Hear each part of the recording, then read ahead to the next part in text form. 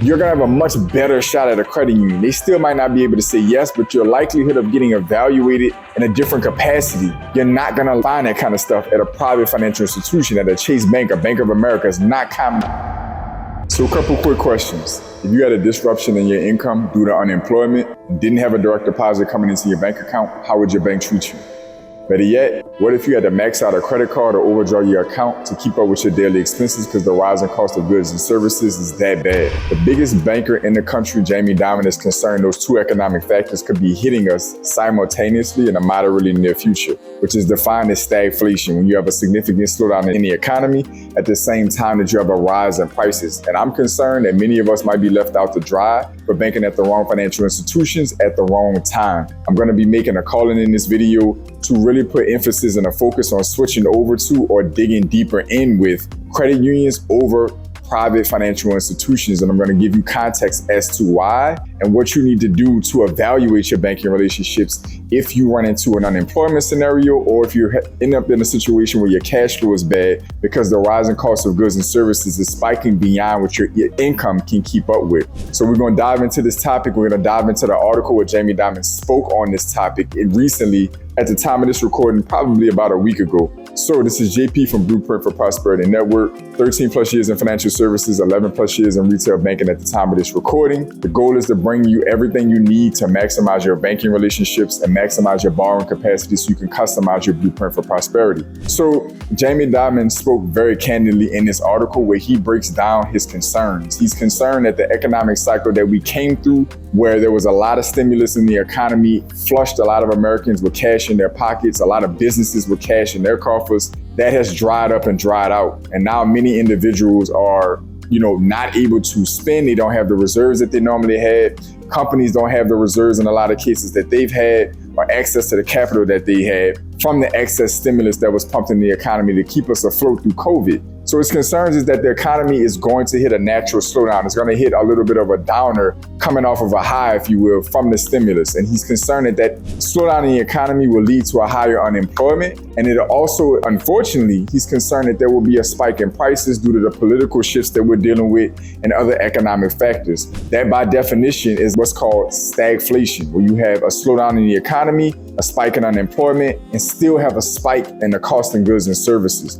It's a horrible economic phenomenon. It's really arguably, many economists would say, the worst case scenario. So if that's the case, and we're in a scenario where we could be facing disruption in our income, or we could be simultaneously facing a rise in cost in goods and services, which can throw our budgets off, leading us to a scenario where we have to survive on credit cards, or maybe even end up overdrawing checking accounts on occasions to make cash flow work as we continue to live our lives and purchase goods and services as we normally do. In this given scenario, every single financial institution, just like any company would, is going to retreat to their core purpose, their core value, and they're going to retreat to the core group or entity that they're serving. When you think about the difference between credit unions and private financial institutions, this is a stark difference in who they're going to be focused on serving when things get ugly. Credit unions, by definition and default, are member-focused institutions. You literally become a small shareholder, if you will, an owner, a small ownership stake in that credit union once you become a member. You are literally going to be who they're turning to and who they're serving at any given time as a core function of their business model. The majority of the revenue that comes into that credit union that doesn't keep the lights on and keep the staff paid is going back into the membership. It's going to be going into making sure that you're getting the best rates on your savings and deposit accounts, that you're paying the lowest rates possible on any money that you borrow, that there's a minimal level of fees that they can charge on various services they may have to provide, trying to keep as much money in your pocket and give you access to as many financial resources as they possibly can. The private institution side of things, especially the larger financial institutions, particularly in this conversation, are not quite the same thing. They are for-profit institutions. Credit unions are non-profit. Private institutions are owned by shareholders and stakeholders. They're ran by boards of directors. They have people to answer to that are not necessarily their clientele base. The clientele base is the business model that they're leveraging or leaning on to generate profits for their shareholders and investors.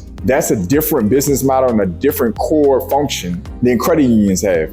Because in this scenario, as I said a minute ago, these institutions are going to all retreat to their core center function, their core center business model, and they're going to retreat into who they're looking to serve the most. If you're serving investors, shareholders that are separate from your clientele base, that basically means that you're going to be making moves to minimize losses and maximize profits to the benefit of those shareholders. That's going to be a different story, because what that basically means is you may end up having to shut out or close the door on or get harder on your clientele base in order to make sure you're driving profits and minimizing losses for your investors and your shareholders. So what does that look like?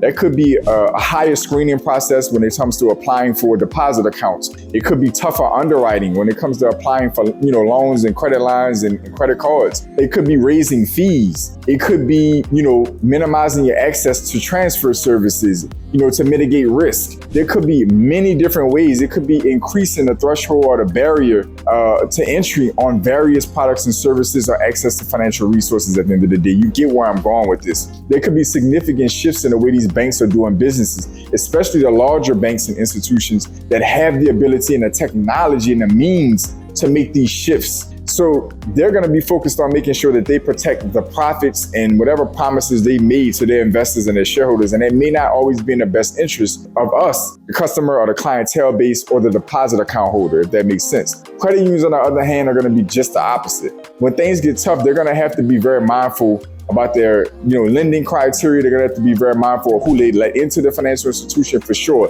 They still have to keep decent books. They have to keep the revenue coming in just to keep the lights on, to keep staff paid, etc. But at the end of the day, every single dollar outside of what's needed to just keep that institution functioning is gonna be poured back into the members. So if you run into a scenario where you no longer have a direct deposit, there's a likelihood that they're going to have account options where you're still not going to have to worry about a service fee. May not be the case at your larger financial institution over here, your private financial institution. Same thing when it comes to the underwriting criteria. Maybe things change for you, DTI, cash flow, disruptions in income, but you still need access to capital for various means. You're gonna have a much better shot at a credit union. They still might not be able to say yes, but your likelihood of getting evaluated in a different capacity, with the lens in mind of serving you as one of the small stakeholders in that institution, is going to be a totally different shot than it will be at a private institution ran by shareholders and investors and boards of directors that are looking at the bottom line numbers and not dealing with the humanity of the economic circumstances. So how do you approach your financial institutions to evaluate,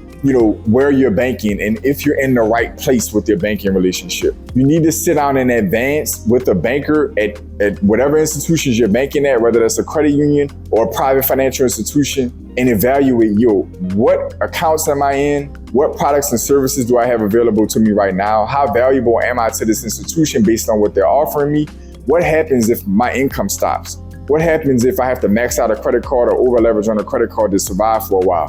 What happens if I start overdrawing my account? What do these things look like? And what do you guys have in place if I'm in a bind? For instance, credit unions tend to have, insurance in place where if you have a credit card or a loan with them and you have an income disruption, you have a loss in income due to unemployment, whatever the case may be, there's insurance that can kick into place that they offer a lot of times with these credit unions to cover your debt servicing for a period of time while you try to get back on your feet. You're not gonna find that kind of stuff at a private financial institution. At a Chase Bank, a Bank of America, it's not common to find those kind of backstops and support resources at these types of institutions. Now, I'm not demonizing these bigger banks. They're gonna have their own way of trying to provide support. But again, as I stated a little bit earlier in the video, they're not focused around you as the client, as their core business model. Doing good business with you leads to profits. So they're gonna do their best by you.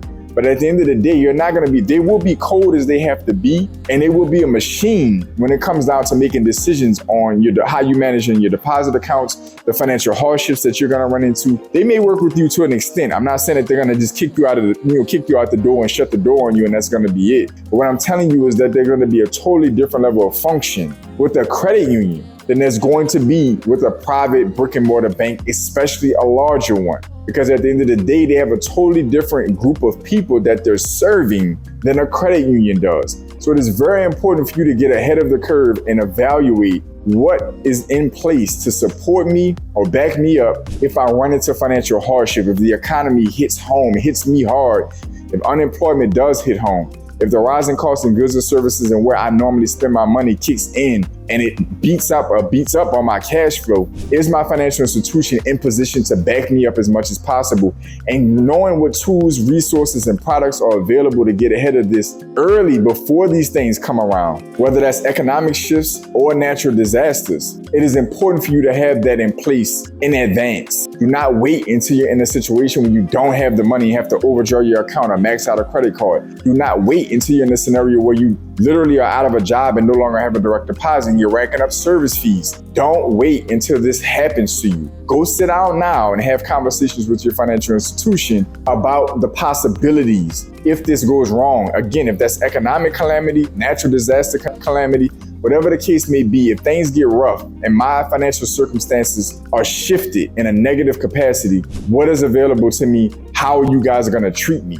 Very important. If you don't have a ton of money, if you don't have an extensive relationship, a ton of cash reserves and assets, a huge stock portfolio, whatever the case may be that may make you valuable in the eyes of that financial institution, then you need to be leery of how much they're going to value that relationship or how they're going to treat you if that relationship starts to go sour. If you're no longer profitable to them, if you're a higher risk to them, how are they going to treat you? So I wanted to bring this because I thought it was a phenomenal topic and a timely topic. Jamie Dimon has been, more right than he's been wrong about, especially in the last few years, about how things are going to shake out economically. He was the one saying a year ago that rates were going to stay higher for longer. Nobody wanted to hear it. And here we are in the middle of 2025 at the time of this recording, a year plus beyond what the Federal Reserve's intended timeline for cutting interest rates would be. So the same scenario applies here. I'm not saying he's the Messiah or he knows all, but he's extremely deeply connected to the financial system and the economy as a whole. And his concerns have a lot of merit behind them. When you look at the economic factors that are playing out around us, the political factors playing out around us, the fiscal policies, the different things going on affecting the economic system, thus affecting our personal finances, our employment, these things are very real.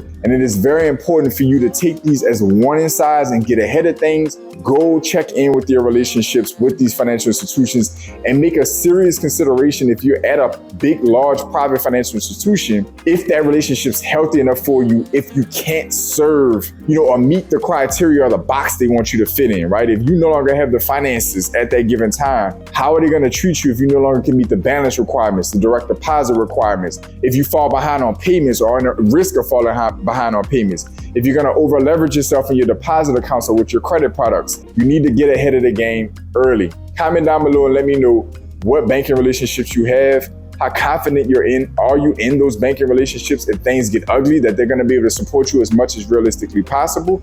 Comment down below. If you think you have a great financial institution, drop that institution down below so more of us can be privy to it if we're not already familiar, and start taking a look at those options. If you're at a financial institution you're concerned about, drop that in the comment section down below. Let's talk about what they may have to offer and dig a little deeper. I may be able to jump in the comment section and maybe even assist you in taking a look at what that institution offers based on your specific needs or the concerns you may have, other accounts they offer, products they may offer to support you during hard times. So comment down below. Let's keep the conversation going. Comment down below also and let me know, are you concerned about the economic times coming ahead? Or are you optimistic that things are going to be fine? Or you're somewhere in between? Comment that down below. To all my pioneers, welcome back. To my new viewers, welcome in. As always, I want you to like, comment, share, subscribe, support the channel so the channel can continue to support you. Drop in the description section down below. Links to Instagram, tie in with me there. I've branched out onto Instagram so we can broaden out our community and reach out on more platforms, share ideas, share